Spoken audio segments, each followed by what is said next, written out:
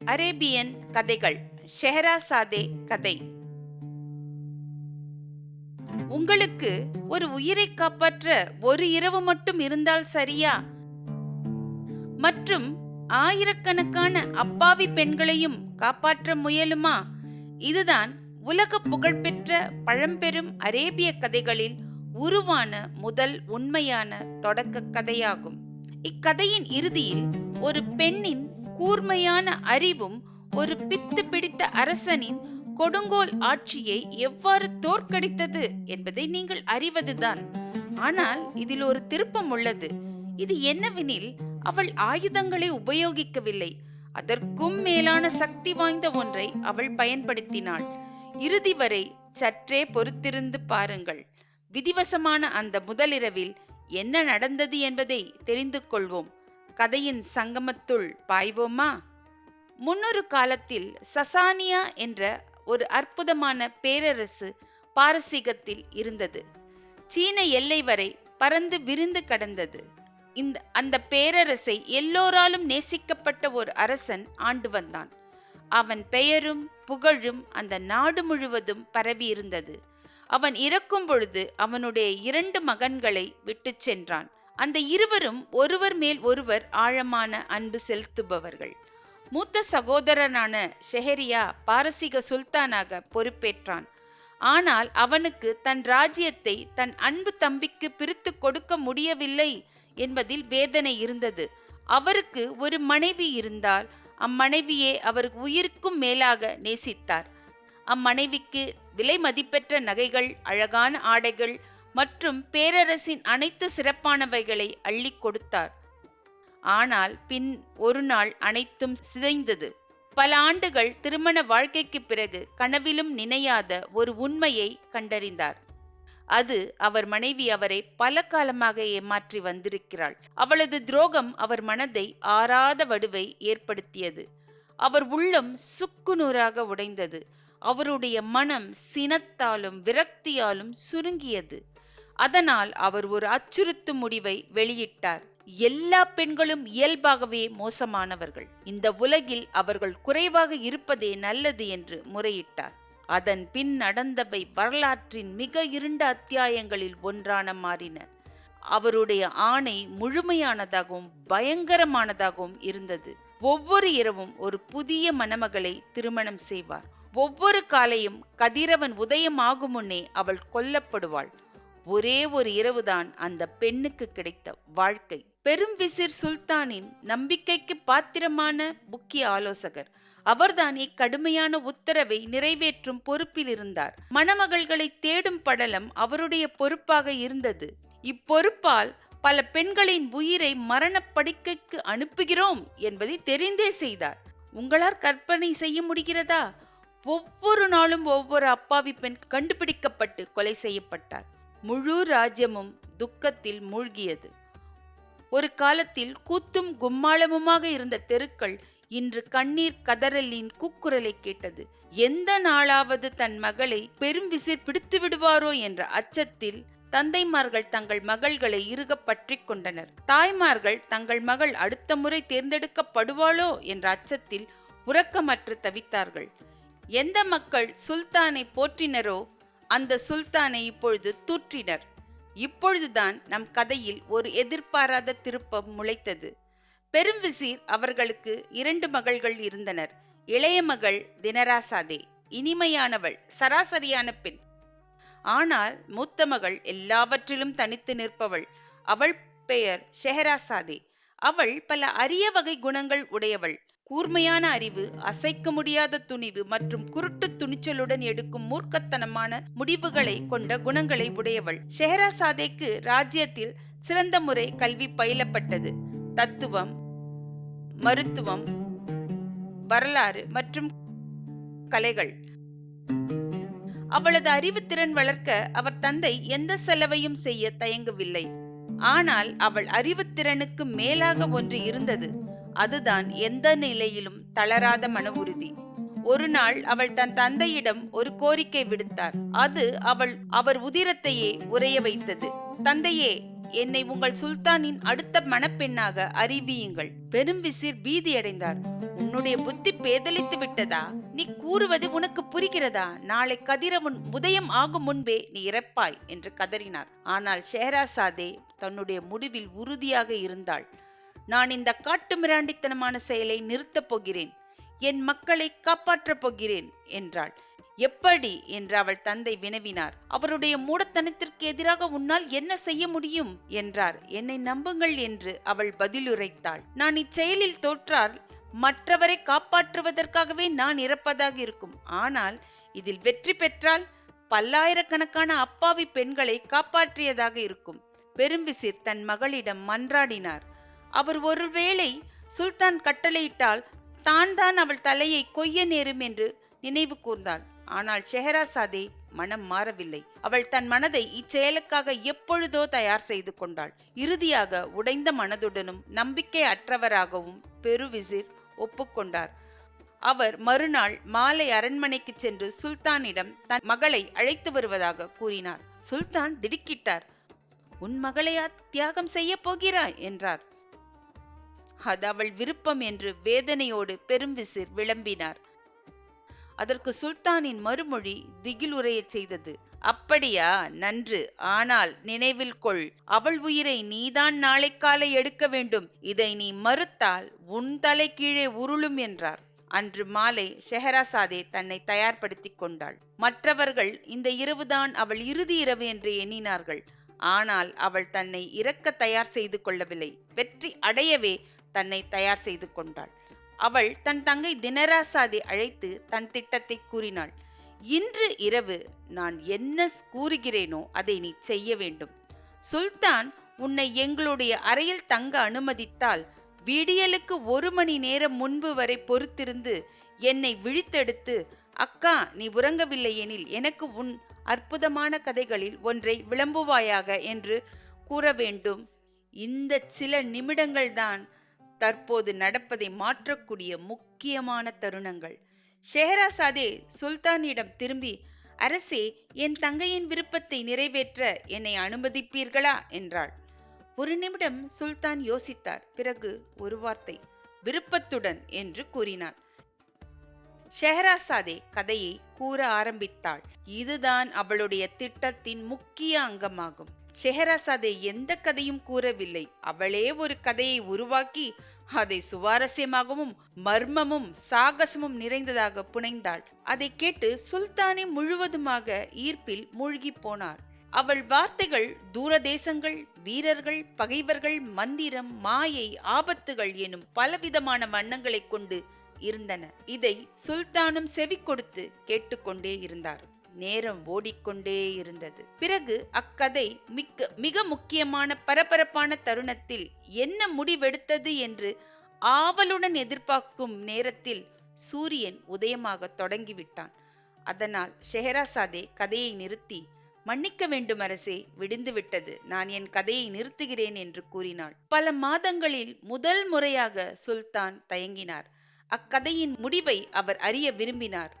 ஆனால் அவளை உயிர் வாழ வைத்தால் தன் உத்தரவை தானே மீறியதாக இருக்கும். இறுதியில் அவர் ஒரு முடிவை எடுத்தார். நீ இன்னும் 1 நாள் வாழலாம்.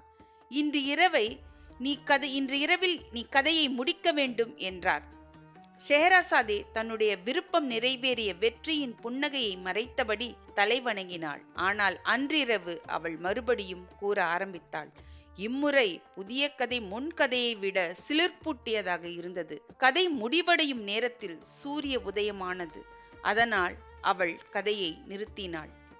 ஓர் இரவு 2 ஆனது, 2 10 ஆனது, 10 100 ஆனது மற்றும் மெதுவாக ஒவ்வொரு இரவும் ஒவ்வொரு கதையாக கூறி அவள் தன் வாழ்க்கையை மட்டுமல்ல, சுல்தானின் உடைந்த இதயத்தையும் குணப்படுத்தினாள்.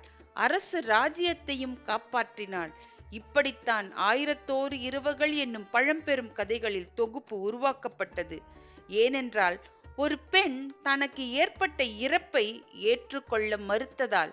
ஷெஹ்ரசாதே நமக்கு அறிவும் ஆற்றலும் படைப்பாற்றலும் ஆகியவை கொண்ட மிக இருண்ட கொடுங்கோல் அடக்குமுறையை கூட வெல்ல முடியும் என்பதை நிரூபித்தாள்.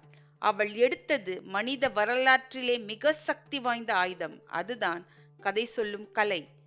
இக்கதை எப்படி சுல்தானை வசீகரித்ததோ அதே போல உங்களையும் வசீகரித்தால் விருப்பம் மற்றும் பதிவு பொத்தான்களை அழுத்தி பல பழம்பெரும் வரலாற்று சிறப்புமிக்க கதையை கேளுங்கள். உங்களுக்கு அரேபியன் இரவுகள் கதைகளில் இருந்து எது பிடித்தமான கதை என்று அதை பற்றிய கருத்தை கூறுங்கள். நினைவில் கொள்ளுங்கள், ஒவ்வொரு கதைகளும் உலகத்தை மாற்றும் சக்தியை கொண்டது. இதை அறிந்து நீ கூறுவது துணிவாக மட்டும் இருந்தால் போதும். அடுத்த முறை வரும் வரை விசித்திரமான விஷயங்களை ஒவ்வொரு நாளும் நீங்கள் தேடிக்கொண்டே இருங்கள். நன்றி.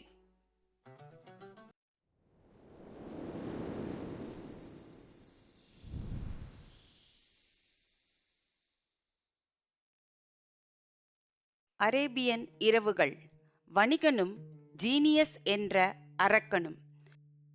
ஒரு பேரிச்சம்பழம் கொட்டையை தூக்கி எறிந்தால் ஒரு உயிரையே விலையாக கொடுக்க நேரிடுமா? அனைவருக்கும் வணக்கம். மீண்டும் எங்கள் அலைவரிசைக்கு வரவழைப்பதில் பெருமைப்படுகிறேன். நாம் இப்பொழுது அரேபிய இரவுகளில் ஒன்றான நிறைய திருப்பங்கள் உள்ள கதையில் சென்று கொண்டு இருக்கிறோம். எதிர்பாராத விளைவுகள், மரண வாக்குறுதிகள் மற்றும் ஒரு நாள் உயிரை காப்பாற்றக்கூடிய மர்மமான மனிதர்கள் நிறைந்த அம்சங்களை கொண்ட கதையாகும். ஒரு சுல்தானால் ஒவ்வொரு இரவிலும் கேட்கப்பட்ட கதை ஆகும். ஷெஹராசேதவின் உயிரை காப்பாற்றிய கதையாகும். இதுதான் இக்கதையின் பெருமை. விருப்பம் என்றால் விருப்பம் எனும் பொத்தானை அழுத்துங்கள். பதிவு செய்யப்படவில்லை எனில் பதிவு செய்யுங்கள். இந்த பழமை வாய்ந்த திகிலூட்டும் கதைக்குள் செல்வோமா? அப்பொழுதுதான் நீங்கள் இக்கதைக்குள்ளே செல்ல செல்ல சுவாரஸ்யம் நிறைந்து உங்களை இருக்கையின் நுனியிலேயே இக்கதை அமரச் செய்யும். அரசே, ஒரு காலத்தில் ஒரு வணிகன் வாழ்ந்து வந்தான். அவனிடம் பல செல்வங்கள் இருந்தது. அவை நிலங்களாகவும் வணிகத்தின் மூலம் வந்ததாகவும் பணம் ரொக்கமாகவும் என்று பலவிதமான செல்வங்கள் இருந்தது. அவன் தன் வியாபார அலுவல்கள் காரணமாக அவ்வப்போது நீண்ட பயணங்கள் சென்றான். ஒரு நாள் அவன் வீட்டிலிருந்து வெகு தொலைதூரம் செல்ல வேண்டி இருந்தது. அதற்கு அவன் குதிரை மேல் ஏறி சவாரி செய்தான். ஒரு சிறிய பையை எடுத்துச் சென்றான். அதில் சில தின்பண்டங்களும் பேரிச்சம்பழங்களும் உணவாக எடுத்துச் சென்றான். ஏனெனில் அவன் போகும் பாதை பாலைவனம் என்பதாலும் அங்கே உணவு கிடைக்காது என்பதாலும் அதை எடுத்துச் சென்றான். அவன் எந்த வேலைக்காக சென்றானோ அந்த வேலை இடையூறு இல்லாமல் நல்லதாக முடிந்தது. தன் வணிக வேலைகள் முடிந்ததும் அவன் புறப்பட தயாரானான். அவன் பயணத்தின் 4ஆம் நாள் சூரியனின் வெப்பம் மிகவும் அதிகமாக இருந்தது. அதனால் அவன் ஓய்வுக்காக தன் பயணத்தை சற்றே இடைநிறுத்தினான்.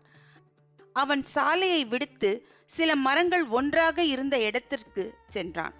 அங்கே அவன் ஒரு அக்ரூட் மரத்தின் கீழ் தெளிவாக ஓடும் நீரை கொண்ட ஊற்றை கண்டான். அவன் குதிரையில் இருந்து இறங்கி அங்கே ஒரு மரக்கிளையில் கட்டினான். அந்த ஊற்றின் பக்கத்தில் அமர்ந்து தான் கொண்டு வந்த பேரிச்சம் பழங்களையும் தின் பண்டங்களையும் சிறிது எடுத்து உண்டான். அந்த எளிய உணவை முடித்த பின் அவன் அந்த ஊற்றின் நீரில் தன் முகத்தையும் கைகளையும் கழுவி சுத்தம் செய்தான். அப்பொழுது அவன் ஜீனியஸ் என்னும் பெரிய அரக்கனை கண்டான். அதன் முகம் கோபத்தில் சிவந்திருந்தது. அதன் கையில் அரிவாள் இருந்தது. அது வணிகனை நோக்கி வந்தது. எழுந்திரு என்று பயங்கரமான குரலில் கத்தியது. நீ என் மகனை கொன்றதால் நான் உன்னை கொல்லப் போகிறேன் என்றது. இவ்வாறு கூறும் பொழுது அதன் குரல் மிக பயங்கரமாக அச்சமூட்டும்படியாக இருந்தது. அவ்வணிகன் அதன் கோர முகத்தைக் கண்டு மிகவும் பயந்து விட்டான். வணிகன் குரல் நடுங்கியபடி, ஐயா, நல்லது, நான் என்ன தவறு செய்தேன்? மரண தண்டனை பெறும் அளவிற்கு நான் என்ன தவறு செய்தேன் என்றான். உன்னை நான் கொல்லப் போகிறேன், ஏனெனில் நீ என் மகனை கொன்றுவிட்டாய் என்று மறுபடியும் கூறியது. ஆனால் நான் உங்கள் மகனை எவ்வாறு கொன்றிருக்க முடியும்? எனக்கு அவன் யார் என்றே தெரியாது. நான் அவனை பார்த்தது கூட இல்லை என்றான் வணிகன். இங்கே வரும்பொழுது தரையில் அமர்ந்தாய் அல்லவா என்று கேட்டது ஜீனியஸ். நீ உன்னுடைய பையிலிருந்து சிறிது பேரிச்சம்பழம் எடுத்தாய் அல்லவா? அதை உண்டு முடித்த பின் அதன் கொட்டைகளை தூக்கி எறிந்தாய் அல்லவா? ஆம் என்றான் வணிகன். நான் நிச்சயமாக அப்படித்தான் செய்தேன் என்றான். பிறகென்றது ஜீனியஸ். நான் கூறுகிறேன், நீ என் மகனை கொன்றாய். நீ அந்த கொட்டைகளை தூக்கி எறியும் பொழுது என் மகன் அவ்வழியே வந்தான். உன்னுடைய கொட்டைகள் ஒன்று அவன் மீது பட்டு அவன் கண்ணை குத்தியது. அதனால் நான் உன்னை கொல்லப் போகிறேன் என்றது. ஐயா, என்னை மன்னித்து விடுங்கள் என்று கதறினான் வணிகன். எனக்கு உன்னிடம் கருணை இல்லை என்று கூறியது ஜீனியஸ். ஆனால் நான் உங்கள் மகனை வேண்டுமென்றே கொல்லவில்லை. எனக்கு உயிர் பிச்சை தாருங்கள் என்றான். முடியாது என்றது ஜீனியஸ். மகனை கொன்றதால் நான் உன்னை கொன்றே ஆக வேண்டும் என்றது. பேசிக்கொண்டே அது வணிகனின் கைகளால் பிடித்து பிறகு தரையில் வீசியது. தன்னுடைய கையில் இருந்த அரிவாளால் அவன் தலையை வெட்டச் சென்றது. வணிகன் தான் நிரபராதி என்றும் தனக்கு மனைவி குழந்தைகள் உண்டென்றும் புலம்பினான். இதன் மூலம் தனக்கு வரும் தண்டனையை தவிர்க்க பார்த்தான். ஜீனியஸ் தன் கையில் அரிவாளை எடுத்து வணிகன் கூறுவதை முழுதும் கேட்டபடி அவன் தலையை வெட்ட காத்திருந்தது. வணிகனின் வார்த்தைகள் அதன் மனதை தொடவில்லை. ஷெஹராசாதே இந்த இடத்தில் கதையை நிறுத்தினாள். ஏனெனில் சூரியன் உதயமாகிவிட்டது என்றும் சுல்தான் அரச சபையின் அலுவல்களில் கலந்து கொள்வதற்காக எப்பொழுதும் விடியற்காலை எழுந்து விடுவார் என்று தெரியும். எனவே அவள் கதை கூறுவதை நிறுத்தினாள். உண்மையில் அக்கா, இது ரொம்ப அற்புதமான கதை என்றாள் தினசராதே. இதற்கு பின்பு நடப்பதும் அற்புதமாக இருக்கும் என்றாள் ஷெஹராசாதே. சுல்தான் என்னை இன்னும் ஒரு நாள் உயிருடன் வாழ வைத்தால், நான் இன்று இரவு இக்கதையை சுல்தான் எனக்கு அனுமதி கூற அளித்தால் மீதி கதையை கூறுவேன் என்றாள் ஷெஹராசாதே. ஷகாரியா இக்கதையை கேட்டுக்கொண்டிருந்தார். அவர் தனக்குள் நினைத்து கொண்டார், நாளை காலை வரை நாம் காத்திருக்கலாம். இந்த கதையின் முடிவை கேட்ட பின்பு நாம் இவர்களை கொன்றுவிடலாம் என்று. அதே சமயம் அங்கே பெரும் வசீர் பதட்டத்தின் உச்சியில் இருந்தார். சுல்தான் சபைக்கு வந்ததும் வசீர் எதிர்பார்த்த அந்த கொடூரமான கட்டளையை பிறப்பிக்கவில்லை. இதனால் வசீர் நிம்மதி அடைந்தார். அடுத்த நாள் காலை தினசராதே, அக்கா, நீங்கள் ஒருவேளை விழித்திருந்தால் அக்கதையை தயவு செய்து தொடருங்கள் என்றாள். சுல்தான் ஷெஹராசாதே அனுமதியை கேட்கும் முன்பே, அக்கதையை கடைசி வரை கூறு. ஜீனியஸ் மற்றும் வணிகன் கதை. அதை கேட்க ஆர்வமாக இருப்பதாக கூறினார். ஷெஹராசாதே அக்கதையை தொடர ஆரம்பித்தாள். இது ஒவ்வொரு நாள் காலையும் நடந்தது. ராணி ஒரு கதையை சொல்வாள். சுல்தான் அக்கதையை முடிப்பதற்காக ஒரு நாள் அவளை வாழ அனுமதிப்பார். அந்த வணிகன், அந்த ஜீனியஸ் என்னும் கொடூரன் தலையை வெட்ட முடிவெடுத்து விட்டான் என்பதை புரிந்து கொண்டான். வணிகன் கெஞ்சினான், மேலும் ஒரு வார்த்தை, சற்றே இந்த தண்டனையை தள்ளி வையுங்கள். எனக்கு சிறிது காலம் அவகாசம் கொடுங்கள். நான் எனது வீட்டிற்கு சென்று மனைவி மக்களை பார்த்துவிட்டு அவர்களை விடை பெற்று கொண்டு வருகிறேன்.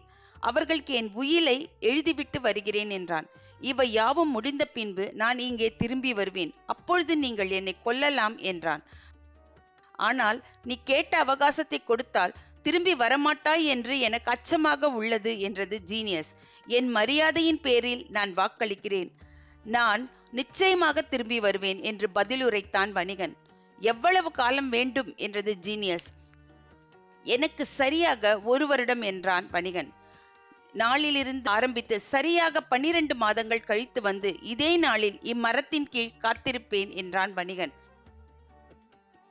அதன் பின் ஜீனியஸ் அவனை ஊற்றருகே விட்டுவிட்டு மறைந்தது. வணிகன் பயத்திலிருந்து விடுபட்டு மீண்டும் குதிரை மேல் அமர்ந்து சாலை வழியே செல்ல ஆரம்பித்தான். அவன் வீட்டிற்கு வந்தவுடன் அவன் மனைவியும் குழந்தைகளும் மகிழ்ச்சியுடன் வரவேற்றனர். வணிகன் அவர்களை கட்டி அணைக்காமல் கதறி அழ ஆரம்பித்தான்.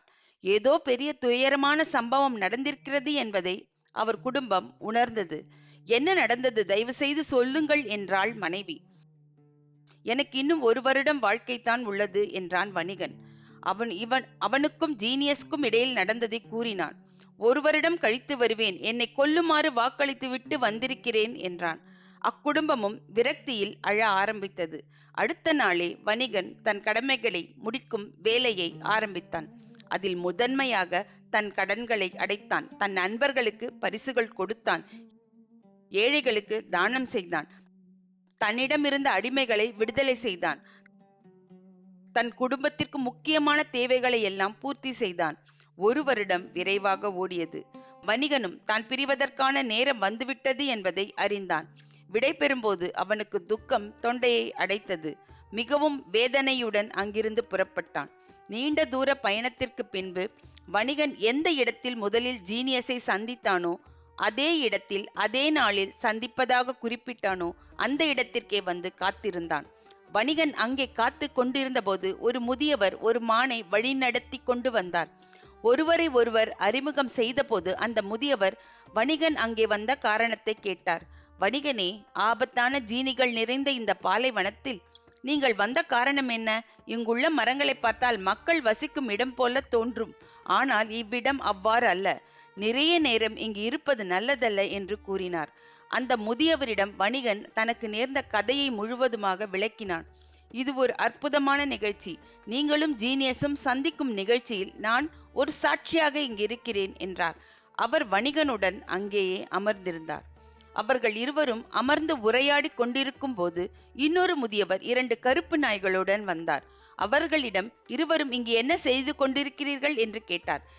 2வது முதியவரும் வணிகனின் கதை கேட்டு தானும் அந்த சந்திப்பை காணப்போவதாக கூறி அங்கேயே தங்கினார். அவர்களோடு அமர்ந்து பேசிக்கொண்டு இருந்தார். அப்போது 3வது முதியவர் ஒருவர் அங்கே வந்தார். அவர் வணிகன் ஏன் சோகமாக உள்ளான் என்று கேட்டார். அந்த முதியவர்கள் வணிகனின் கதையை கூறினர். அவரும் ஜீனியஸ் மற்றும் வணிகன் நடுவே என்ன நடக்கிறது என்பதை காண அங்கேயே மற்றவரோடு சேர்ந்து காத்து கொண்டிருந்தார். அப்போது அவர்கள் தூரத்தில் ஒரு தூசி போல ஒரு புகை திரள் வருவதை கண்டனர். அந்த புகை அவர்கள் அருகில் வந்து திடீரென்று மறைந்தது. பிறகு ஜீனியஸ் வருவதை அவர்கள் கண்டனர். ஜீனியஸ் அவர்களிடம் பேசாமல் வணிகனை அணுகி அவன் கைகளை பிடித்து, எழுந்திடு, என் மகனை கொன்றதால் நான் உன்னை கொல்லப் போகிறேன் என்று கூறியது. வணிகனும் மற்ற 3 முதியவர்களும் கூக்குரல் இட்டு அழுதனர். மானை அழைத்து வந்த முதியவர் அந்த அரக்கனின் காலில் விழுந்து அழுதார். ஜின்னிகளின் இளவரசனே, உங்கள் கோபத்தை சற்று குறைத்துக் கொள்ளுமாறு நான் கெஞ்சி கேட்கிறேன். சற்று நான் கூறுவதை கேளுங்கள். நான் என் கதையையும் என்னுள் வைத்துள்ள மானின் கதையும் கூறுகின்றேன். அக்கதை உங்களுக்கு வணிகனை கொல்லும் எண்ணத்தை விட ஆச்சரியத்தை அளிக்கும். ஆனால் நீங்கள் வணிகனுக்கும் கொடுக்கும் தண்டனையில் 3இல் 1 பகுதியை குறைப்பீர்கள் என்று நான் நம்புகிறேன் என்று கூறினார். இக்கதையை இப்பகுதியோடு நிறுத்துகிறோம். உங்களால் நம்ப முடிகிறதா? அந்த வணிகன் தான் கொடுத்த வாக்கை மீறாமல் தன் இறப்பு வருவதை அறிந்தும் அங்கு சென்றதும், ஆனால் 3 மர்மமான அந்நியர்கள் தோன்றி அவர்களின் ஒருவர் அற்புதமான கதையை கூற முன் வந்ததும், அது எத்தனை அற்புதம் என்றால் அதனால் அந்த வணிகனின் உயிரை காப்பாற்ற அல்லது 3இல் 1 பங்கையாவது காப்பாற்ற அமைந்தது. இப்படியாக ஷெஹராசாதே உயிர் தப்பினாள். ஆர்வம் வரும் இடத்தில் கதையை நிறுத்தி சுல்தானை காத்திருக்க வைத்தாள். உண்மையிலேயே கதை சொல்லும் மேதை. அடுத்து என்ன நடக்கும் என்று நீங்கள் என்னை நினைக்கிறீர்களா? உங்கள் கருத்துக்களை பதிவிடுவுங்கள். அந்த முதியவர் வணிகனின் உயிரை காப்பாற்றும் அளவிற்கு சிறந்ததாக இருக்குமா? மற்ற 2 முதியவர்கள் தங்கள் கதையை கூறுவார்களா? என்ன நடக்கும் என்று நீங்கள் கண்டுபிடிக்க ஆசைப்பட்டால் பதிவு பொத்தானை, அதாவது சப்ஸ்கிரைப் பட்டனை அழுத்துங்கள் மற்றும் அறிவிப்பு மணியை, நோட்டிபிகேஷன் பெல்லை அடியுங்கள். அப்பொழுதுதான் 2வது பாகத்தை தவறவிட